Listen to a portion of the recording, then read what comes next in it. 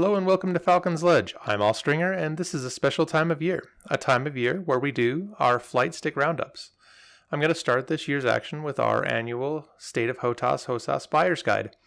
It's a little bit late and I apologize for that, but in this video we're going to be going over the available sticks on the market from major sellers and break them down into a few categories, and I'll give you the recommendations based upon my research and my experience.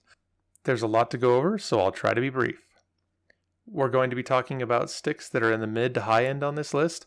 These are sticks that I have a lot of experience with, and the only sticks that I'd really spend money on. If subscribers or companies would like me to review low or budget sticks, I'd be happy to review them, but I'm not willing to really spend my own money on it.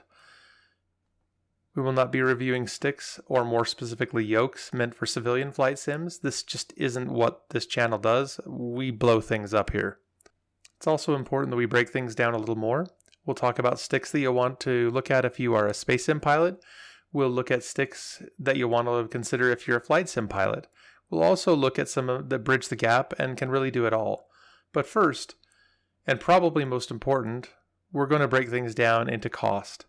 All the costs are without taxes, VAT, or other fees, and also without shipping, as those variables can change drastically depending on your locale.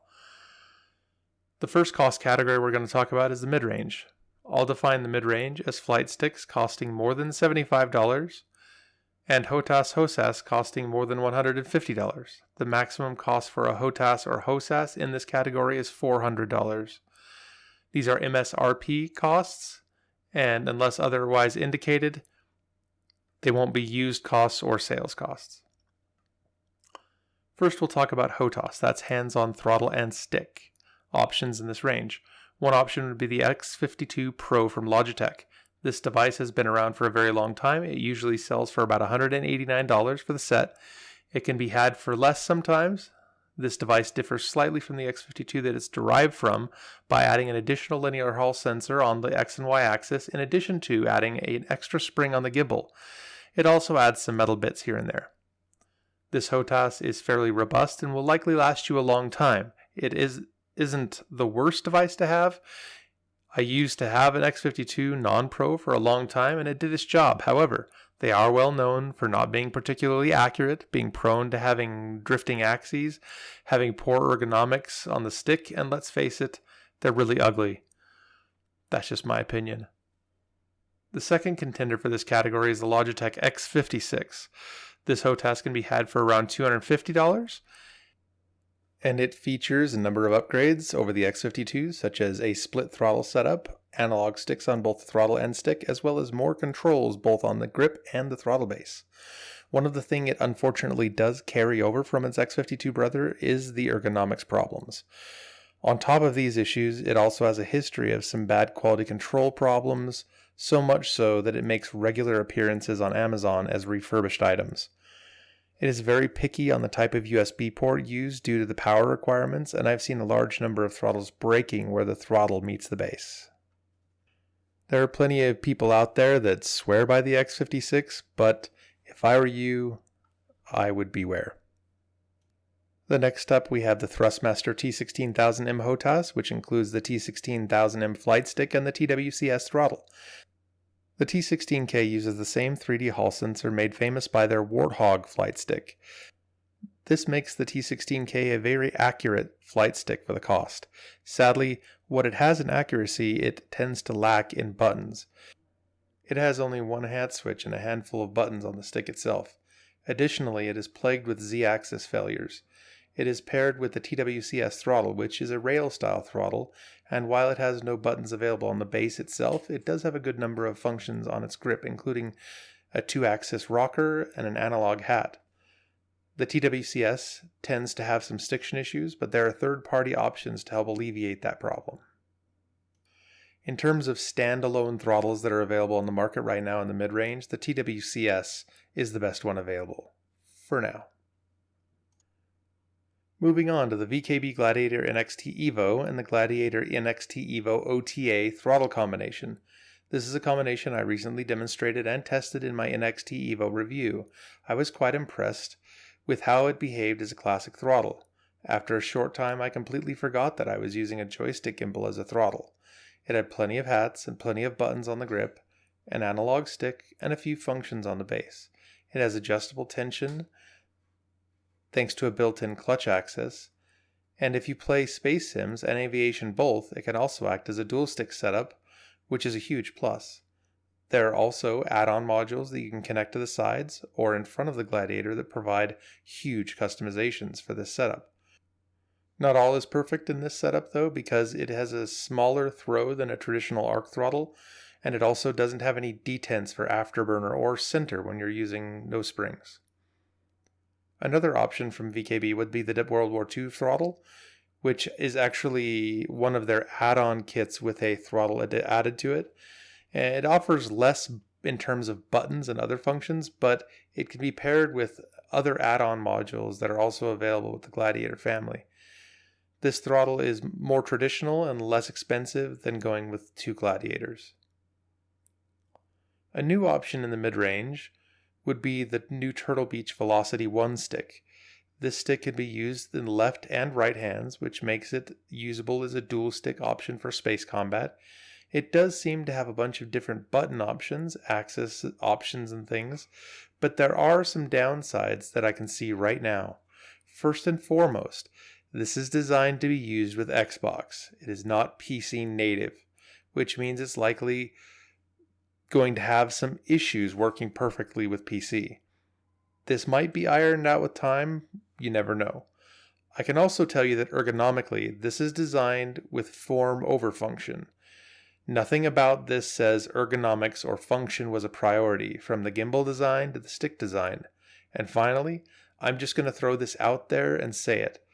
The screen is a gimmick, folks. If you're looking down at your stick for anything while you're flying, any kind of sim, you're doing it wrong. It's used as a menu system. It's just a waste of cost and hardware.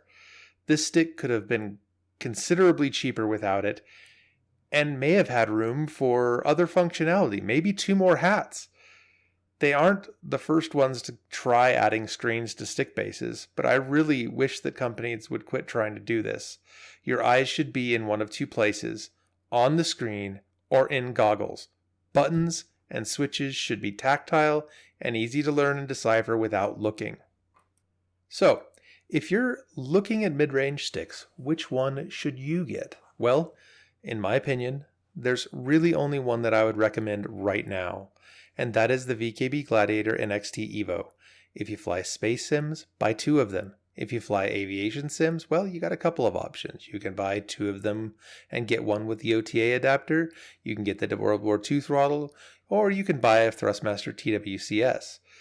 You can buy a more expensive throttle if you'd like, and then upgrade your main stick later. So that should round it out for the mid-range. But there is one addendum to the mid-range that I'll mention. This is one option that may or may not already be out by the time you watch this video, depending on when you're doing it, and that is the VKB Tex throttle. It should be out soon. No, seriously. They've been teasing production models, and VKB themselves say that Tex is the next product to be released. Just last week, VKB stated on their Discord saying that it would not come out before the new year, but that it would come out in 2023 for sure.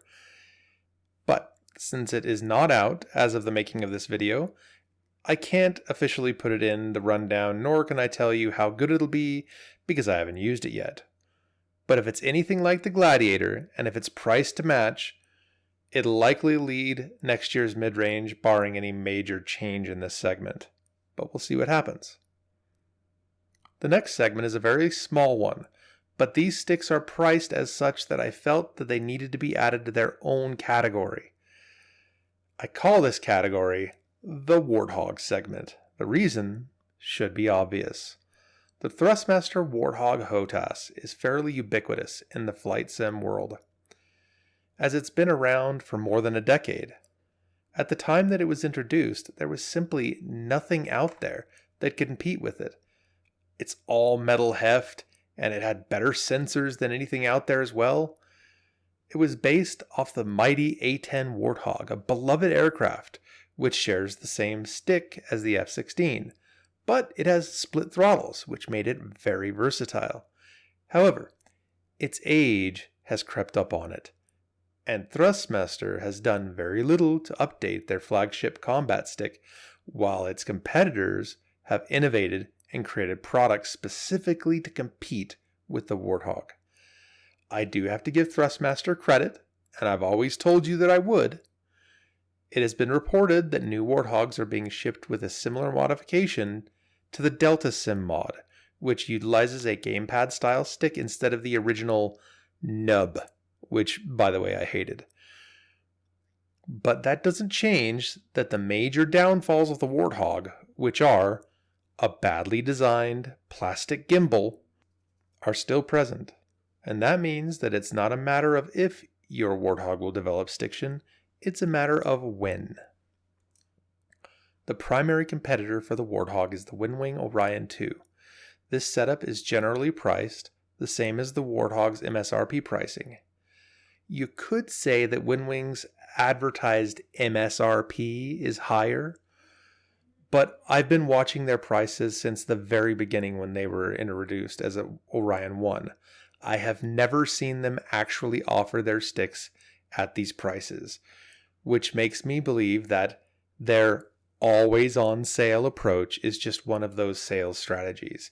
If someday this changes, I'll have to rethink the segments here. The parts on the Warthog that are sadly made of plastic are all metal on the Orion. The buttons are high quality, the hats are high quality, the sensors are good, the build quality is decent. On the other end of things, there are some reports that I've seen, pictures that I've seen, of quality issues from time to time from Winwing, but we'll see how things go as they iron things out. After all, they are still a new manufacturer. One of the things that you can be sure of is that they're innovating. They've come out with an entire new product lines in only a few years. So that's something I like to see, and something that Thrustmaster isn't doing. In this category, it's really easy. There is no good reason to buy a Thrustmaster Warthog in 2022 at MSRP unless you fly the A-10 as a primary aircraft. The Winwing Orion is just better in every respect. And now we move on to the high-end devices. These devices are above $400 for the stick alone and are almost limitless for a complete setup. And this has been a really interesting year, I have to admit. I don't include low-volume super niche sellers, just mainstream sellers. There are plenty of companies out there that have extremely low volume that sell sticks that are, $1,000 plus. But I didn't include them here because it's just really difficult to compare sticks like this. If you think I missed what you consider to be a mainstream company, just please comment down in the comment section below. Let me know. You have returning devices in this category, such as the VKB Gunfighter Mk.III, which is a great and very versatile device that I've used as my primary gimbal for over a year now. I've used it in just about every realistic way and has been great in every single one of those ways. It has some really good grips available for it, from the MCG Ultimate, which is wonderful and a comfortable grip to combine it with, to the SCG. Some improvements that could be made to the Gunfighter, in my opinion, would be a change to a toolless design to swap grips, some improvements on how the clutch is designed, allowing it to be stronger for the use of large sticks like the MCGU on long extensions, and being able to adjust the clutches in a way that does not require any disassembly. There are two new gimbals introduced this year. Firstly, Winwing, which we spoke about shortly in the previous section. This stick also belongs in the high-end market. The version that should be considered in the high-end market is the force sensing version, or FSSB. This is not the first FSSB stick that's on the market, nor is it the only one that is an F-16's FSSB, but this one does operate more realistically like the F-16 stick than other force sensing sticks on the market, because it does move slightly just like the real stick. This is not to say that other force sensing sticks are not as good, just that this one happens to move more realistically. The throttle is also built in a way that has a very realistic movement outside of a couple of minor features in how the stick moves and how its afterburner and idle detents operate. The other newcomer in the combat sim gimbal market is the Virpil T50 CM3 gimbal and Constellation Alpha Prime grip. This base has many improvements over the CM2 gimbal, but most of all, it has a built-in clutch on both X and Y axis. You've heard me talk about these before. I'm a huge fan of dampers.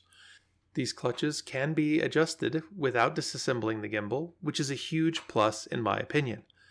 The new Constellation Alpha Prime grip includes a bunch of new improvements which effectively improve all aspects of the stick, and it's built from metal, and offers both left and right options. In the high-end market, though, it's far more difficult to decide which combination you should purchase, as it largely depends on what you fly. But here's a great thing. No matter what you get, you're going to be happy about it. The high-end is filled with great hardware. So I'll see if I can break it down a bit for you. If you're a space simmer, I'd recommend with going Virpil or VKB, 2 T50 CM3s with alphas, or 2 Gunfighters with SCGs or MCGs. If you're an air simmer only, and you specialize in specific planes, or you prefer replica sticks, in that case, you may want to go with a stick that has the grip you want, like the Gunfighter or T50 CM3 with the F-14 grip or Eastern Bloc aircraft grip, or the Orion 2 if you're an F-18 or F-16 pilot. There's also conversion kits for mounting Thrustmaster sticks on VKB, and most Thrustmaster sticks are compatible with Virpil and Winwing gimbals. If you fly air and space sims, and you just want a good HOTAS, you can't go wrong with the Virpil T50 CM3 gimbal and Throttle. These are just examples. There are other solutions and other combinations you can go with. Truthfully, any of these sticks will perform well in most, if not all, of these roles. And as I said, honestly, you really can't go wrong here. The high-end options are full of great devices with tons of options and capabilities. It really comes down to the way that you fly and what your preferences are. Today's joystick market is a great place, and from the looks of it, it's only going to get better with companies like Virpil, VKB, Winwing leading the way, and I'm also happy to see new companies like Turtle Beach entering the market, as only good things can come from additional competition, and it only serves us as consumers. I hope you enjoyed this video. I certainly enjoyed researching and studying the hardware to bring it to you. I hope to be doing a lot more videos like this for you in the future. I hope you have a wonderful holidays full of joy, happiness, and family. Happy holidays from the Falcons Ledge family. Fly safe, have fun, and as always, have a great day.